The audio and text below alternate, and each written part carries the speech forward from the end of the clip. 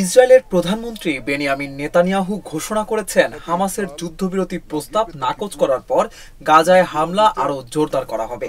কাতার ভিত্তিক সংবাদ মাধ্যম আল জাজিরার প্রতিবেদন অনুযায়ী এই সিদ্ধান্তের পর গাজায় পরিস্থিতি আরও উত্তপ্ত হয়ে উঠেছে। বান্ডেল থাকলে প্রতি সেনমানিতে টাকা বাঁচবে।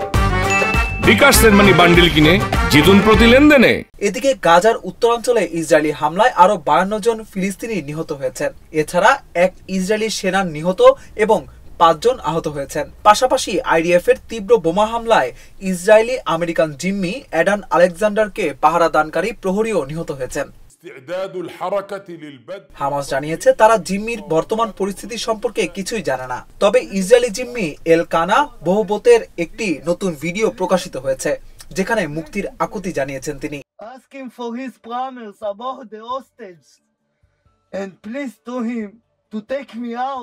এদিকে গাজায় যুদ্ধ বন্ধ এবং জিম্মি মুক্তির দাবিতে তেল আবিবে ব্যাপক বিক্ষোভ হয়েছে। একই দাবিতে প্রায় 1,40,000 ইসরায়েলি একটি পিটিশনে সই করেছেন। 2023 সালের 7 অক্টোবর হামাস ইসরায়েলে হামলা চালায়। ওই হামলায় প্রায় 1200 ইসরায়েলি নিহত এবং 251 জনকে জিম্মি করা হয়। তারপর থেকে গাজায় ব্যাপক হামলা শুরু করেছে ইসরায়েল। হামাসের স্বাস্থ্য মন্ত্রণালয়ের তথ্যে জানা গেছে গাজার 51,000-এর বেশি মানুষ নিহত হয়েছেন এবং আহত হয়েছেন লক্ষাধিক।